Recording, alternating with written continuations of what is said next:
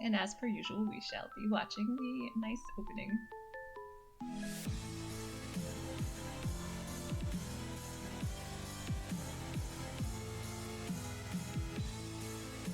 I noticed recently that a little piece of my virtual background is invisible, which is so funny to me. There we go. Oh. It reflects the ocean and stars, but her cry echoes around the simple loss of love in her heart, making this whole fairy tale alive within sorrow's tender embrace. This was never meant to happen. The light of the day. Like, dude's not unattractive. I'm just hoping that maybe his, like, visually, I'm just hoping maybe his personality will catch up with his looks by the end of his route. Why don't you stay with me tonight? We will dance until midnight comes and we could run away. Oh, we will never ever be apart. Set aside all your fears, this magic lives inside of us. I am here, would you wanna stay with me tonight? Follow me, we will run across the bridge of fantasy. Oh, all the pain and sadness that you feel. Believe in me, hold me close, don't ever let me go. Come and stay with me forever. Magic lives so long as I am here.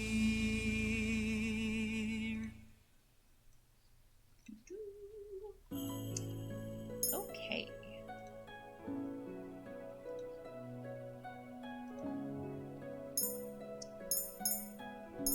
Continuing from chapter 5. Let's see how this goes. This should be before things get, like, so this is the official midway. So chapter 5, the Doctor. And chapters are, the game is 10 chapters long, so we're at roughly the halfway point for this route, although technically you don't really start a route until chapter 2, so we're a little less than halfway through. And anyway, this is before things are like usually chapter 6 is about when excitement really starts picking up, but let's see so chapter 5 is still probably going to be establishing stuff. We'll find out.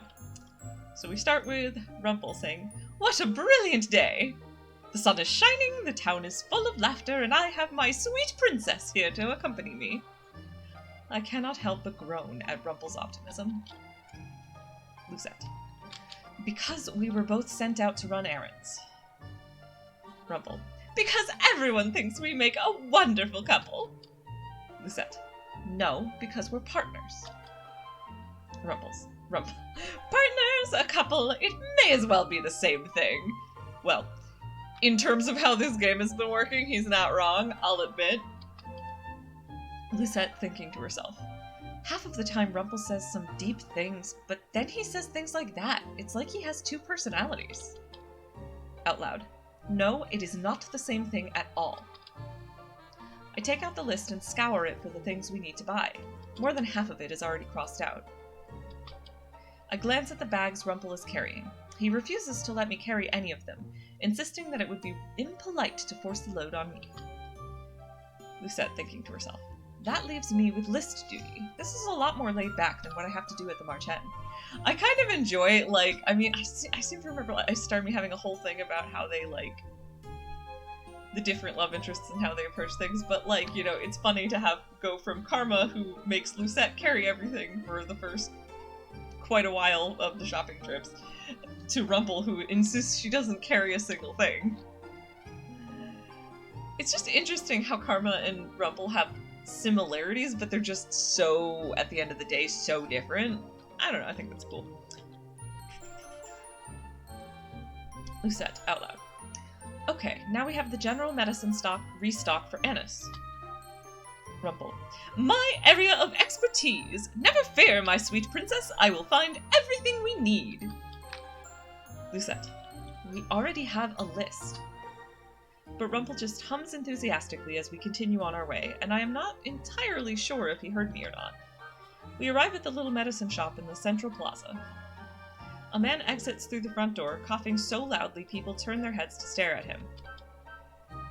I wait for the man to pass so that I can open the door to the store, but then I notice that Rumpel hasn't budged beside me at all. His eyes do a quick scan of the man before he slowly begins to walk towards him. Rumpel. Sir? You are sick. Man. What's it to you? Even if I was sick, lad, there's nothing I can do if I don't have any money. Besides, it's not like this'll kill me. It's just a cough. Rumpel. How long have you had your cough, sir? It seems like such a minor thing, but Rumpel suddenly looks so serious about it. He looks at the man with his eyes slightly narrowed, as if trying to see past him. Man. It's been with me for more than 3 days. Rumpel. Coughs are pesky things, aren't they? They're usually the last thing to go, but at least they're not deadly, most of the time. Even if you can't buy the medicines, sir, there are other at-home remedies that might help with your cough. Man. Boy, I've already tried worm tea. My wife's given me enough of that.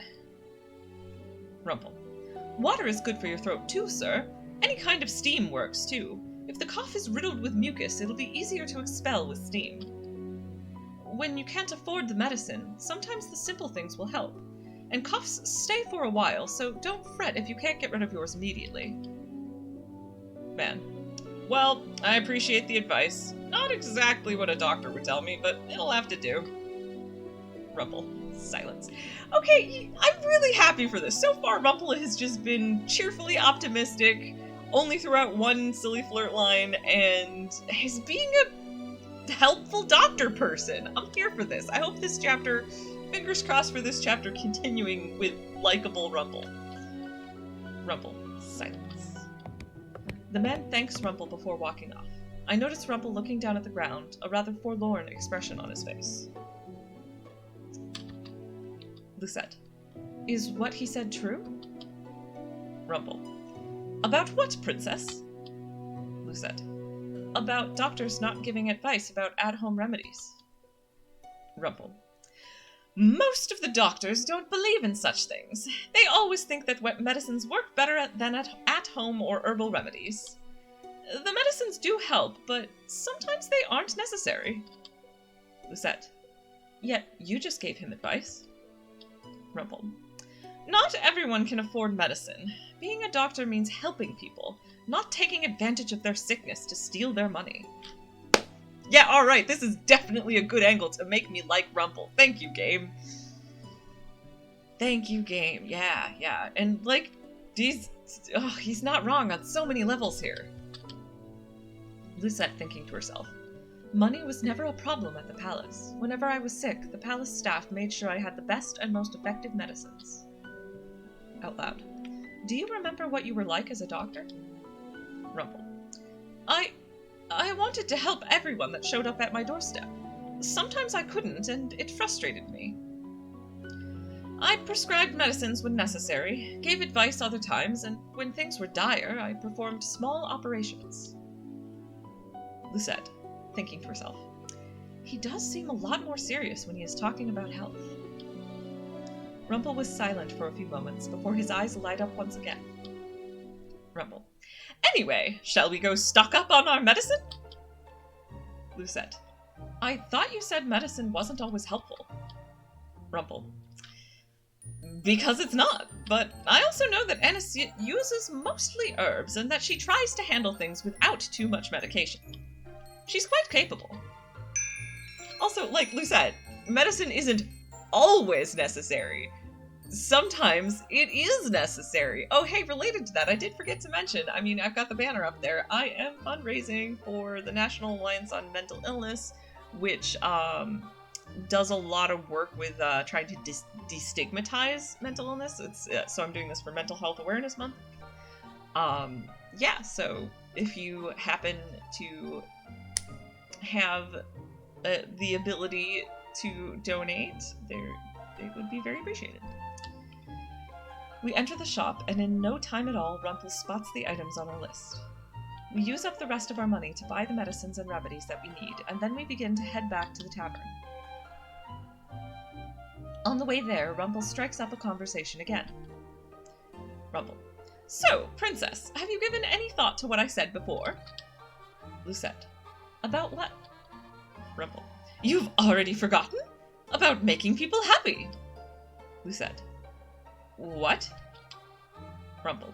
You know, you could make me happy right here and now by giving me a kiss on the cheek. I stare blankly at him before walking away. Correct response, Lucette. Lucette. No, thank you. Rumpel. And alas, my hopes are dashed again. When we are at the outskirts of town, I pause and turn around. It is as if I can feel eyes at my back, but I do not see anyone openly staring at me. Lucette, thinking to herself, is someone watching me? Suddenly I feel warmth in my hand, then fingers interlaced through mine. Rumpel pulls me a little closer, his expression oddly gentle. Rumpel. Don't worry, my sweet princess. You're safe with me. Lucette, shocked. Suddenly his face is a lot closer to mine, and I can see his features more closely. It is like the night in the forest, except his face is not marred by the same shadows. There is caution in his eyes, but it is not directed at me. Alright, I'm thinking she is being followed, and he picked up on it, and he is absolutely trying to both reassure her and planning to protect her, and I can get behind that. Rumpel. Did you see someone following you? Lucette. No, I just thought I felt someone looking at me. Rumpel. Better to stay together, then. We begin walking again. The two of us begin heading back to the Marchen. Rumpel has all the bags in one hand now. He hums a little bit as we walk. It is remarkably peaceful, so much so that I do not even mind him holding my hand. Lucette, thinking to herself. It suddenly feels a lot safer. I am so lost in reverie that I do not even notice when we turn and go in the opposite direction.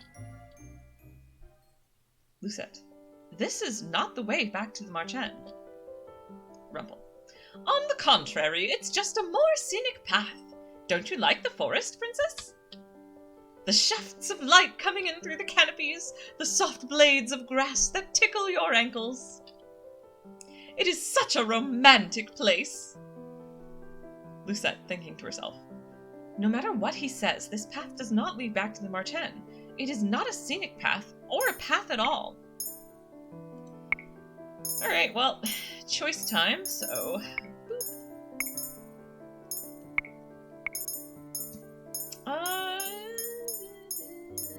I'm inclined to try stop walking until he gives a proper explanation. I instantly root myself in place, and even though Rumpel is far taller than me and far stronger, he stops after noticing that I am no longer walking. Rumpel. Oh, princess! Did you want to stop and admire the scenery? Lucette. Why are you taking me through here? Rumpel. Silence. Lucette. I do not care about scenery, and I do not care about walking anywhere with you. Rumpel. Ah, princess, your honesty really is a treasure. One day I will make it so that you enjoy going places with me, not just holding my hand.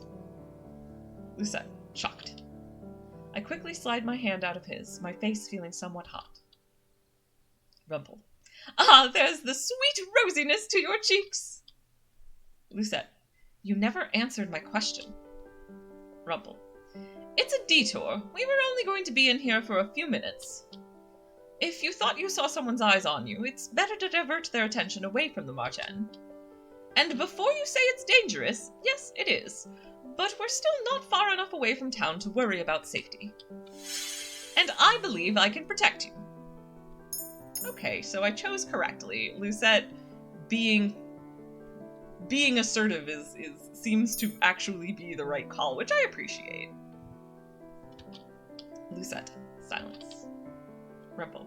Won't you compliment my cleverness, sweet princess? He takes a step forward, bridging the short distance between us, and then suddenly his fingers are around my wrist again. But he does not lace his fingers through mine. Instead, he takes my hand in his, then pulls it up to his face. Before I realize it, my hand is on his cheek, his hand cupping my own. Quite like so. Rumpel. Princess, you can trust me. Always, I mean. I can sense that sometimes you trust me, sometimes you don't. But you don't need to be so cautious around me. I shower you with compliments because I believe you deserve them. I tell you that I enjoy being around you because I do. Lucette, thinking to herself, I should be focusing on his words, but all I can look at are his eyes. Rumpel, what do I need to do for you to fully trust me? Lucette, thinking to herself, Mother told me that people lie, so how can I trust that everything he says is the truth? Rumpel, perhaps if I stopped throwing compliments at you? Lucette, you would not be you without all the compliments. Rumpel, shocked. Lucette, thinking to herself, what am I saying? I always complain about his compliments, but the thought of a Rumpel without compliments is strange. Alright, and I will say, from this moment on, as long as he's not ridiculously inappropriate about it, I am much more okay with Rumpel continuing to shower her with compliments, because this is the first time she has indicated that she is okay with it. So, now you can do the thing. You know, basically what I'm trying to say, as I've been saying through most of this route, is consent is important. And respecting a no answer is also important. And now she has not given a no answer, she has indicated that it is okay for you to continue doing your overblown compliments, so if it makes you happy, then you can go on doing it and I will be much less annoyed at him for it. So I can appreciate that. Rumpel, so you do enjoy my compliments, sweet princess? Lucette, no, Rumpel, what? Words have deserted you? I understand. Being so close to me would have that effect on any woman. Lucette, shocked. Something bright and angry flares up inside me. Something that I don't understand. Yeah, jealousy probably at this point, so I guess the game is definitely trying to get you to believe that she is starting to catch feelings, and therefore him saying, oh, of course any woman would fall for me, is probably not what she wants to hear right now. I pull my hand away from him, a scowl on my face. Rumpel, was it my big mouth again, princess? Lucette, come on, let us go back to the Marchen. I start walking ahead, and Rumpel rushes to catch up with me. I clench my fingers and let out a silent sigh. Rumpel was being nice to me again, but I always reject his kindness. Because it cannot be real.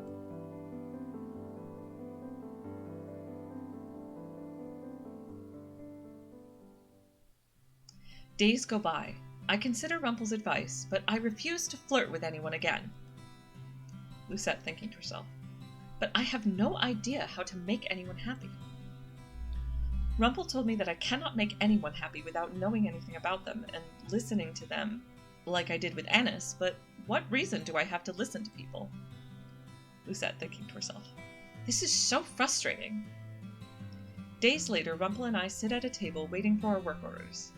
Rumpel is on the verge of conversation when we suddenly hear Parfait speaking in the doorway. Rumpel picks up on the words before I do and rushes over to the front door. Lucette, thinking to herself, he looked almost nervous. Who is at the front door? I excuse myself briefly, telling Annis that I will be back. I make my way over to the front door, and there I see 3 people in conversation.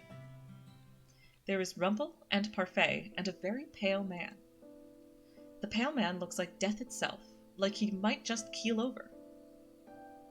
Rumpel, I can help him. Parfait, Rumpel. Rumpel, he needs help. He can stay in my room instead. I can even restock the medicines on my own if need be. So please, let me help him. There is a desperation in Rumpel's eyes that I have never seen before. He looks at Parfait pleadingly, all the while holding the man by the shoulder to steady him. Lucette, what is happening? Parfait, oh, princess. This man heard about Rumpel through one of the men at the tavern. He's sick, and he doesn't have a lot of money to pay for treatment. He came here seeking Rumpel. He must have been able to find this place because he was cursed. Lucette, does he even have the money to pay? Rumpel turns to me with a frown on his face. I have never seen him look at me so sternly. Rumpel, princess, you remember what I told you before. Lucette, silence. thinking to herself. He was insistent that a doctor's #1 priority was to help their patient, regardless of their monetary situation. Good. Good. Good practices, Rumpel. I appreciate it. Parfait. Take him to your room, then, Rumpel. I will have Annis assist you, if she's willing. Rumpel. No, Annis does not need to worry herself. Parfait. I think she'd want to help you. The two cut their discussion short when the man starts coughing, a terrible, hacking cough that paralyzes him. Rumpel steadies him and then begins to slowly move him towards his room. Parfait. Don't worry, Princess. He'll be fine. Lucette. What? Parfait. I can see the worry on your face. Rumpel will be fine. Lucette, shocked. Why would I worry about Rumpel? Parfait. Because it's not like you to worry about someone you don't know at all. Lucette, thinking to herself. He looked so alarmed. I have never seen Rumpel look like that before. It is not like him. Parfait. Rumpel knows what he is doing. I'll have someone else assist you with serving today, so no worries. Parfait comes through on her promise. When I go back to the bar, both Annis and Rumpel are gone. Karma, or Miss Karma, is there instead, looking disgruntled. Karma. Waltz would be better at this. Why do I have to help? Lucette. Because Waltz is busy doing his puppet shows, and Rumpel is helping a sick man. Karma. Oh, well, I guess there's nothing to do about this then, other than enjoy it. He flips his hair and smiles brilliantly. I will attract all of the customers today. Perhaps we should have a competition, Princess? Lucette. Compete with yourself. Thinking to herself. I am really not in the mood for Karma right now. Karma. Then I shall definitely compete with myself, because challenging yourself is important. Karma picks up waiting tables fairly easily. I notice that he speaks very fondly to the girls, but they are not as receptive as they are with Rumpel. Many times they ask Karma where Rumpel is, and he seems agitated when he tells them that Rumpel is busy. They seem just as irritated. Once my break starts, I meet Karma at the bar. He looks depressed. Lucette. I guess if you and Rumpel competed to woo girls, he would win. Karma, shocked. Darling, if I were to shed my disguise right here and now, I would be the clear victor. Since, without this disguise, women would flock to me, it is rather uncomfortable to have every woman in Angiel fall in love with you. Lucette, silence. Karma. You look like you're judging me, Princess. Lucette. Because I am. Karma. If only you understood my plight. Lucette, thinking to herself.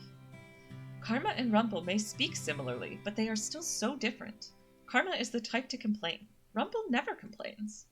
He is overworking himself for someone else, just like he went out of his way to apologize to me many times. My heart sinks a little bit as I think of him and Annis helping out the sick man. Rumpel did not even want Annis going up there, so he probably wouldn't want me up there either. Lucette, thinking to herself. I could try to go visit him, or I could go back to my room. And we have another choice. I'm gonna go for trying to visit him. Because I just feel like if I'm following the romance route and there is an option to actively go try to see the love interest, or not, I'm going to assume the one where I actively go try to see them is probably the correct. Lucette.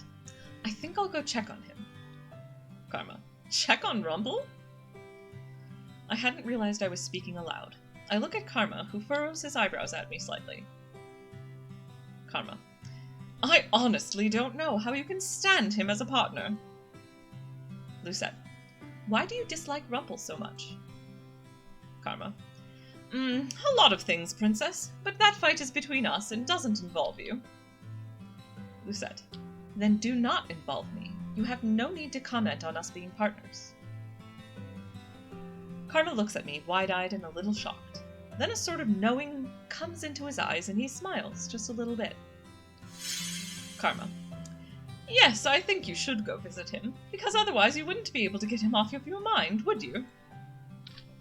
I do like that Karma is, like, such a, like, well, like, I enjoy that about Karma, that he has a huge instinct towards matchmaking. He's like, oh ho, I see interest, potential interest between one person and another. I will encourage it, because he was very much did that with Durian and Garland as well.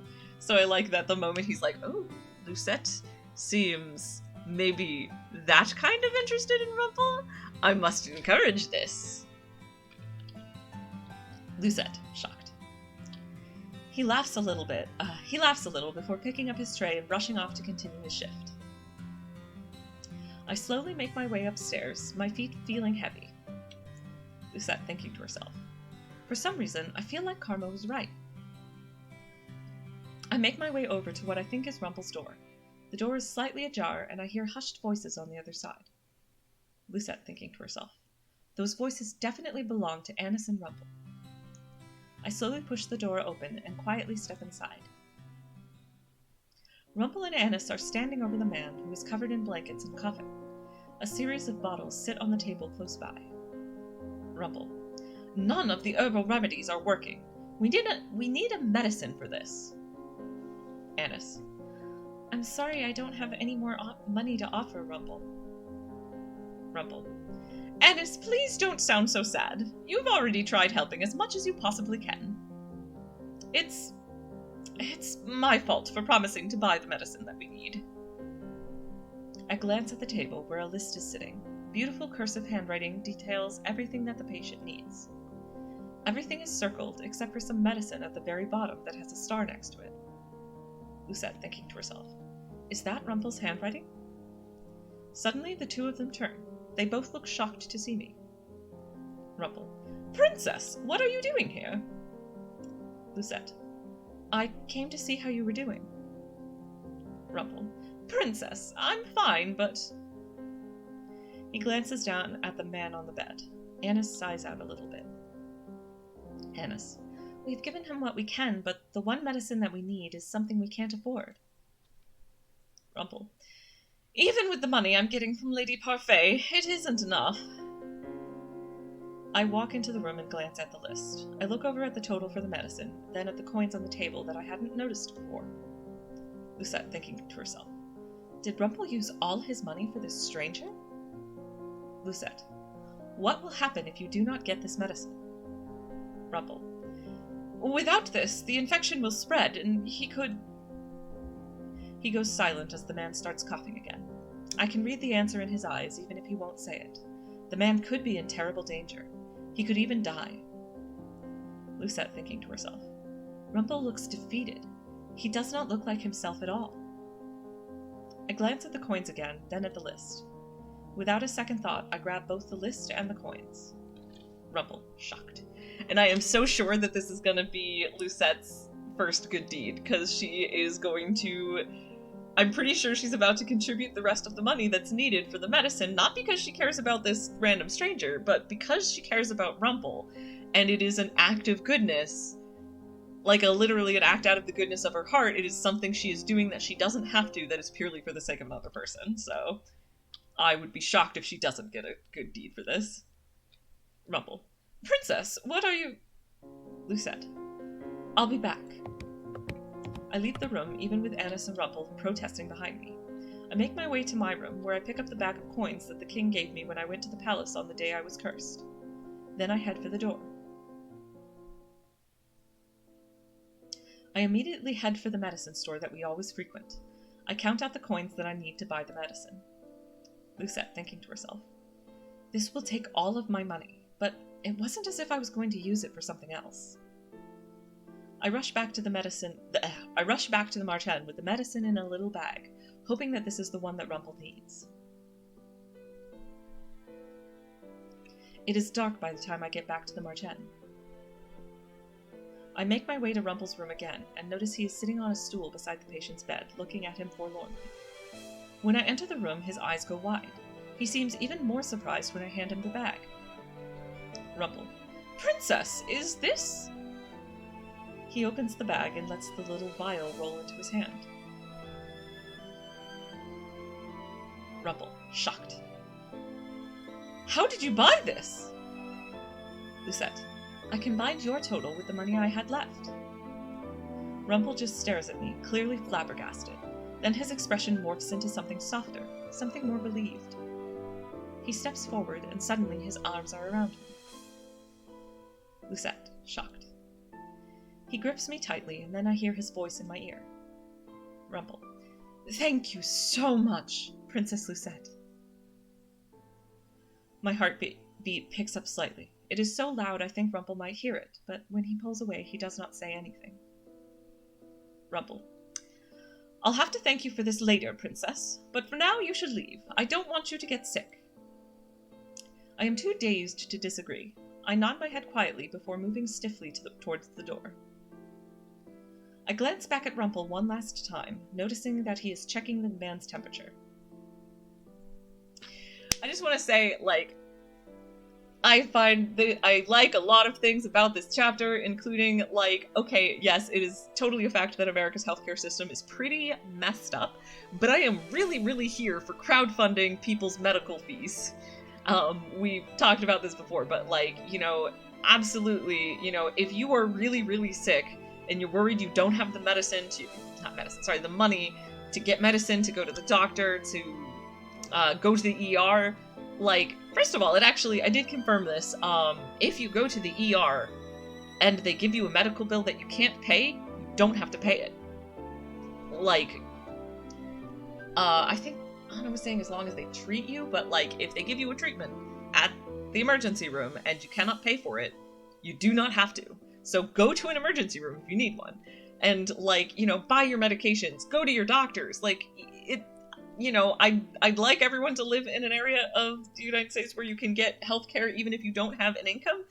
I know my state is great about that. Absolutely look into your state's options if they have any for subsidized healthcare, health insurance. But if you don't, reach out to your friends and family and loved ones, because generally speaking, they would much rather help you fund your medical care than help your family fund your funeral. So, that's my little PSA, please. I know that the system is messed up in our country and that medication affordability, healthcare affordability is a huge problem, but, get yourself taken care of. Ask for help. It's just... Your life is worthwhile. And the people that love you will want to help. And that's what I have to say on that. Yeah. And I really appreciate that Rumpel is, I have so far just really liked him this chapter.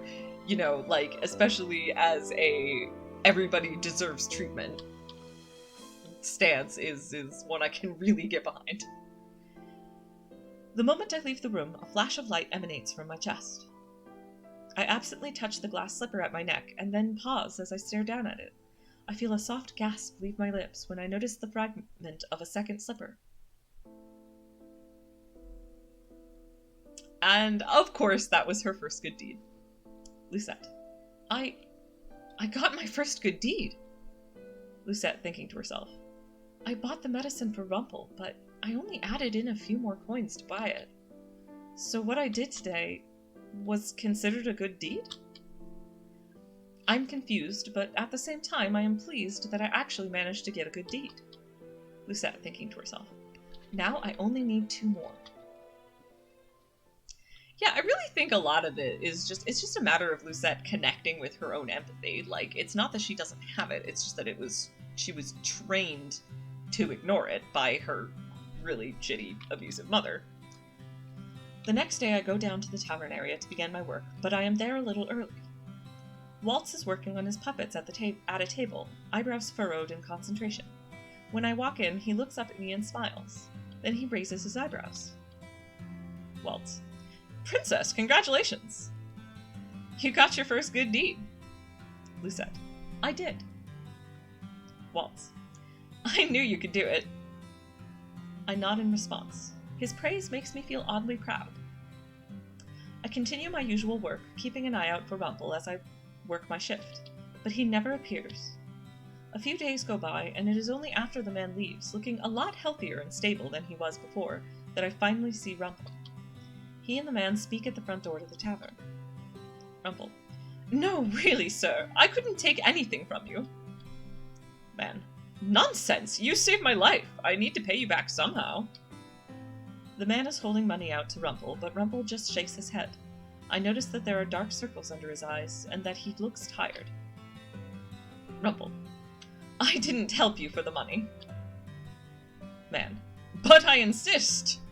Alright, I will say, although I think it is wonderful and very noble of Rumpel to be happy to, like, help doctor people regardless of if they can pay him, I do also think it is okay, assuming, you know, since this man has the money to give him and is comfortable and seems comfortable doing so, like, I think that, like, I am of the opinion that Rumpel should take this money. Because the thing is, if the patients who are able to pay you, then you will have money to support your taking care of the patients who can't. Like, that's really how I believe it should work. Like, if you can't pay it, you should be able to get subsidies on paying your healthcare, and then people who can pay more comfortably can pay it, and then that's... Anyway, it's all messed up. I'm not going to talk about our country's healthcare system anymore, because, or my country's healthcare system, because it's just a mess, But in this case, I'm like, Rumpel, take the money so that you will be able to afford the medication next time someone comes in who can't pay you. Anyway, man, but I insist. Rumpel, that money could be spent on better things, like your family. Man, you may not take my money, but I promise I will pay you back.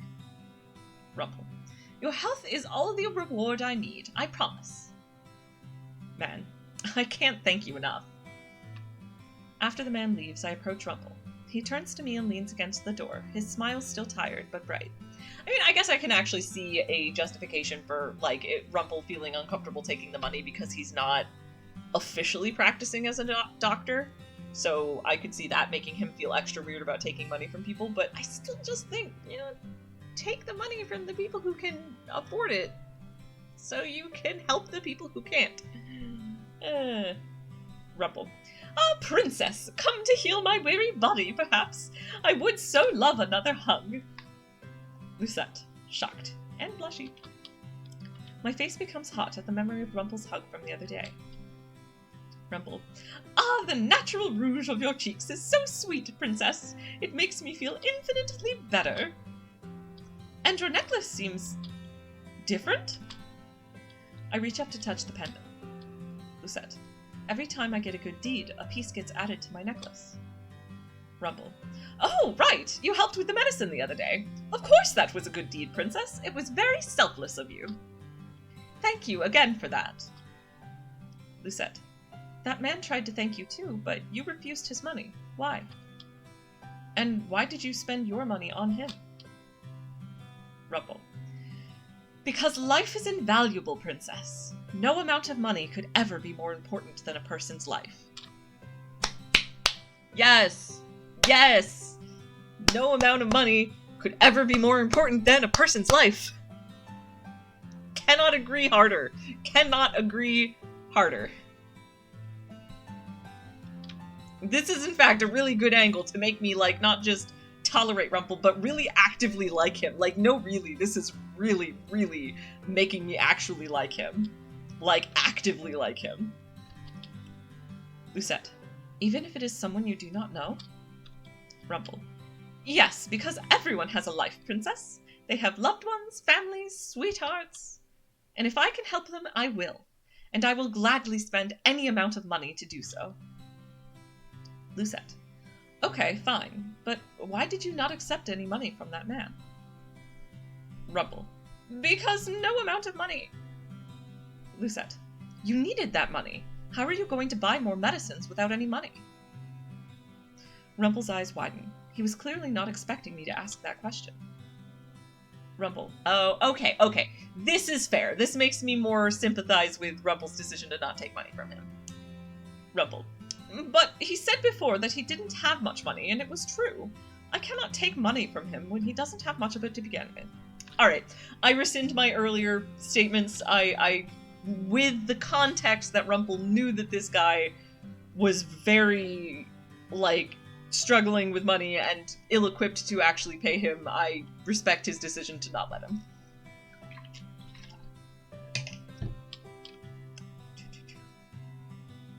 Lucette. He was thanking you with that money. You should have accepted it. Parfait pays you, does she not? Rumpel's shoulders sagged when he sighs. Rumpel. Yes, even though I won't accept the money from her face to face. She has to sneak it into my wallet.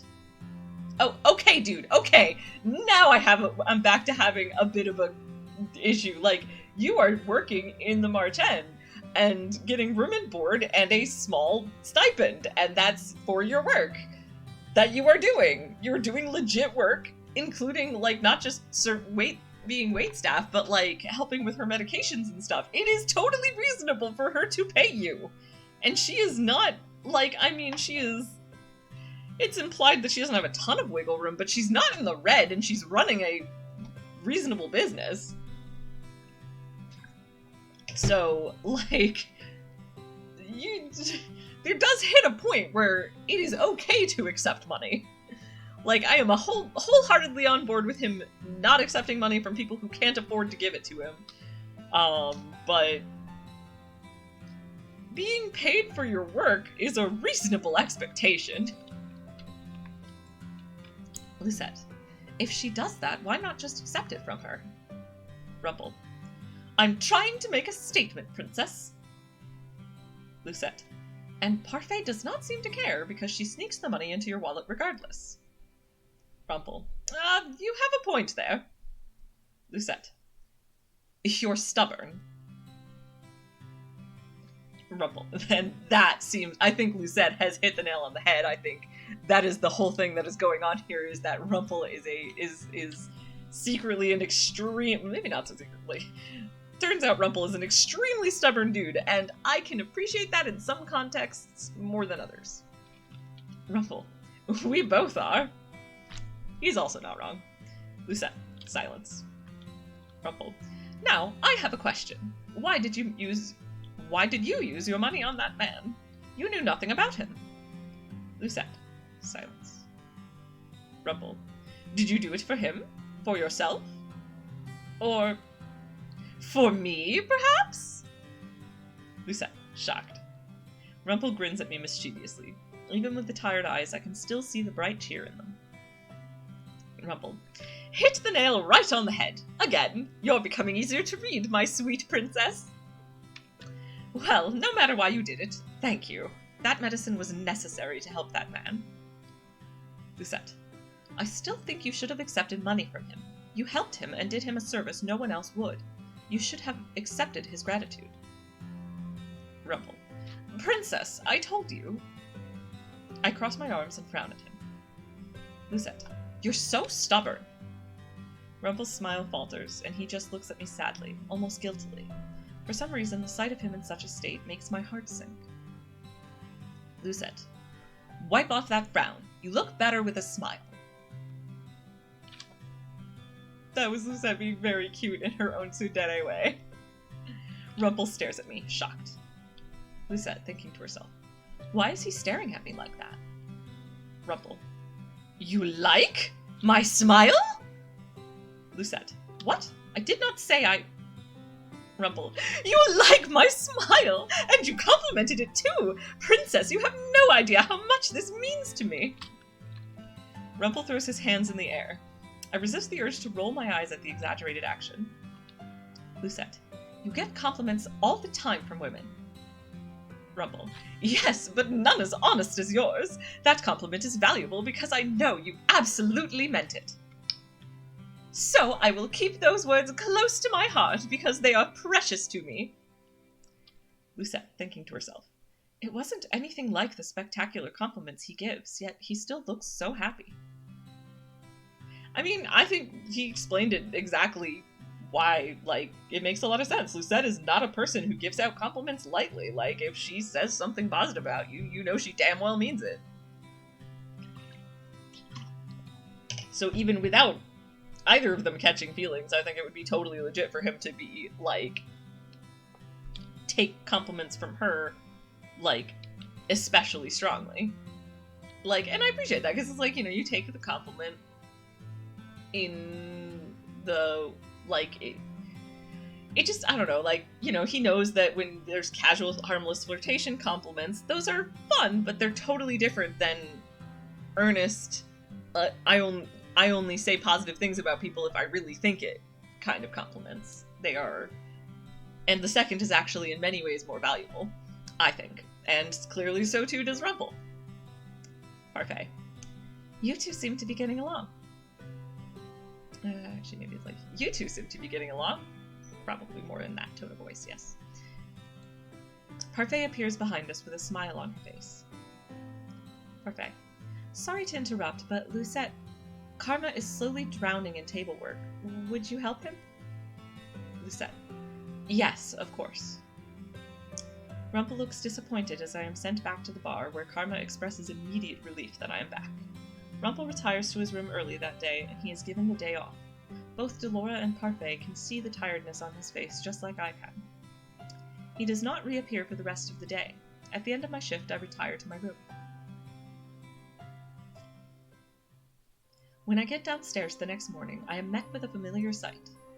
Both Karma and Rumpel stand on opposite sides of a table, their voices rising in argument. Lucette thinking to herself, they are fighting again? I happen to catch their words as I walk quietly down the stairs. Karma. Oh, oops. Karma. Who are you to criticize my work ethic when you were gone for several days, leaving me with your workload? Rumpel. It wasn't like I wanted to, and who are you to criticize how I work? Karma. All the ladies I spoke to said that you shower them with compliments. What kind of professional behavior is that? Rumpel. I'm having a hard time believing... They have such similar voices, I have trouble with conversations with them. Or, I give them such similar voices. Rumpel. I'm having a hard time believing you're a professional with the way that you flaunt yourself. Karma. At least I don't flirt with people to attract their attention. Rumpel. Shocked. Karma. And you flirt with them and don't even realize the effect it has on other people. That is one of my biggest problems with Rumpel. Like, one of my two biggest problems. One of them is that he's pushy and continues the compliments and the flirting even with people who have firmly told him that they're not interested, which is really bad. And then two, the fact that he's like, oh, it's fine, it's just harmless flirting, but he does not seem at any point to double check that. Like, he considers literally all of his flirting harmless flirting, but he fails to necessarily make sure that the other party is on the same page as him. So I imagine that he is, in fact, like, going to end up leaving a trail of broken hearts in his wake. And it's gonna catch up with him eventually. And, like, those are two different problems, and I do think that the persisting when someone has firmly said no is much worse of a problem than the flirting with people without double-checking, like, flirting with people in a totally non-serious way without making sure they understand that you're not serious. But... like, both are not great. One is worse than the other, but flirting with people in a way that is not serious without checking that they know that you're not serious is a thing I have seen people do IRL, and it leaves people really hurt. And I wouldn't be surprised if in this game he will suffer differently problematically negative consequences for that than just hurting people's feelings, but... I think this argument feels like it's building up to something is going to, like, Rumpel is going to suffer because of the way he handles casual flirting. And I think that's maybe for the best, because I think he's got a couple of lessons he ought to learn. Rumpel. Flattery is not a crime. Karma. Just yesterday, the princess came to see you in your room, all because you gave her the impression that you liked her. Lucette. Oh, this is bad for Lucette over here. Lucette, shocked. Rumpel. Were you actually spying on her, and you call me uncouth? Karma. No, I overheard her say it. Okay, actually, I think that maybe what's happening here is that Karma is... So Karma seemed like he was immediately encouraging Lucette, who seemed to have acquired some actual interest, and now he's seeing Rumpel be super flirtatious with go right back to being super flirtatious with all the ladies, and is assuming that Rumpel is leading Lucette on. And I am of the opinion, based on, we know Karma pretty well from his route, that he is picking this fight because he thinks Rumpel is leading Lucette on and he's upset about it. And I actually think that that's quite sweet of him. Because, like, Lucette is not a person who would handle being led on very well. In fact, it would be really, really bad for her trust issues. And I suspect that the fact that Rumpel... Okay, there we go. Rumpel is denying that, but still, I worry about the overhearing this conversation. We'll see how that goes. Rumpel. And you're wrong. I never say anything if it isn't truthful. Karma. Ah, well then, the truth of the matter is that you must be in love with many women. Because they all seem to think that you'll get down on one knee and propose to them. Rumpel. You say some sly things, Miss Karma, and that you're the biggest liar of us all. Yeah, F you. Okay, sorry, I'm like, Rumpel, you do not get to dig at Karma's choice to disguise as a woman because you don't know the context behind it, and it's... I have objections to that. And Karma makes a very good counterpoint. At least I don't lie to my partner. I'm thinking... Oh, nope, that is the log I want to go save so we can make sure the choice is correct. I'm gonna go with Defend Rumpel, tentatively?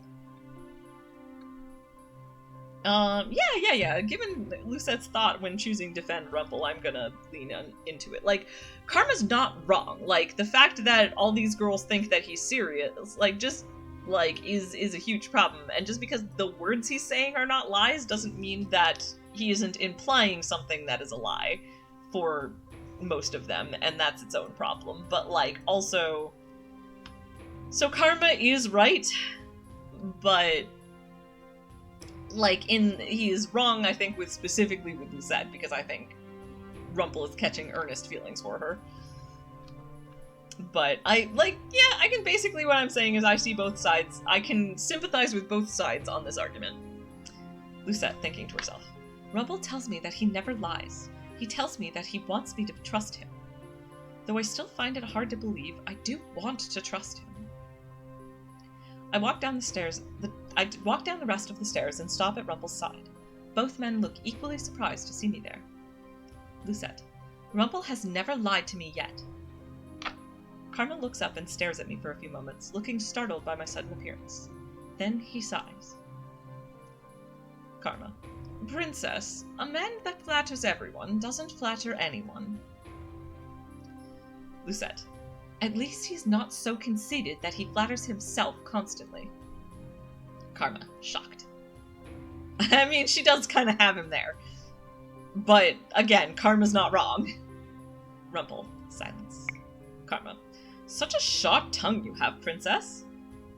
Lucette, and you are very quick to jump to assumptions. Jurian, you two are at it again? Jurian stops at the table and frowns at them. Both men glance away from her cold gaze. Karma murmurs something before excusing himself. Rumpel looks down at the table, his eyebrows knit together with frustration. Jurian. What is wrong with you two? Why can't you just be civil with each other? Rumpel. Jurian, you're never here to see how these fights start. Karma is every bit a beast, attacking me for no good reason at all. But with your keen eye, you should be able to discern that, right? Jurian. Flattery won't work on me, Rumpel. And second, I doubt these fights start without any bit of prompting from you. Rumpel. I swear I don't start anything. Karma is just always irritable. He's like a... I'm not going to read that. 'Cause...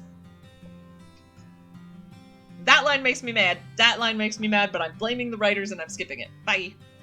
Lucette. Silence. Jurian. Silence. Jurian walks away stiffly, leaving me with Rumpel. I look at him, a little irritated by his earlier comment. He gives me a sheepish smile. Rumpel. And, okay, I assume that she means she's irritated at the same comment that I'm irritated with, and even if she's not, that's certainly my headcanon and they can't take it away from me. Rumpel. Thank you, Princess. Lucette. For what? Rumpel. I'm glad that was the right choice. For defending me. I swear I meant what I said. I would never lie to you. I mean every one of my compliments, every one of my thank yous. You must know that, since you came to defend me. Lucette. Rumpel, sometimes you continue talking when nothing needs to be said. I mean, I can relate to that one, as someone who is prone to over-explaining and over-apologizing. But, yeah, she's not berating him, she's just saying you didn't actually need to say anything in her tsundere way. Rumpel. But I am just expressing the depths of my gratitude. Lucette. It is not necessary. Lucette, thinking to herself. It was such a small thing to do. Such a small thing, too. Annis. Princess, can you give me some help with inventory? Lucette. I am coming. As I turn away, Rumpel waves. I'll see you later, Princess. Who knows, you might get your second good deed. I resist the urge to roll my eyes. Lucette, thinking to herself. It feels like it will be a while yet before I can achieve my next good deed. Alright, and that's the end of Chapter 5. Didn't have a lot of people out live today, but I hope people can catch the VOD. And I will save here and hopefully see people next week. And I want to apologize again. I usually try to let people know if I'm gonna miss a stream in advance, but like last Monday, I was just exhausted. I basically slept through my stream, or almost did. So I apologize for the unexpected off-scheduleness. I did try. So if anything like that happens, if I'm scheduled to stream and I'm unexpectedly not there, you can check my Twitter, which is in my about one of my panels in my Twitch channel about section. You can check my Discord, and you can check. And I think I even went into the Twitch schedule and belatedly canceled it. So it is unusual for me to unexpectedly skip a stream that I confirmed that I was going to do, but I will try to make sure I notify people in those places, So yeah, but I do not foresee any need or any likelihood that I will miss any upcoming streams for a while, so I hope that I will see more people next time, and I hope people catch the VOD, and I appreciate you all very, very much, and I will be back, Wednesday. Yes, my next stream is going to be Wednesday, 5 p.m. Minecraft stream, so thank you so much, and hope to see some folks next week.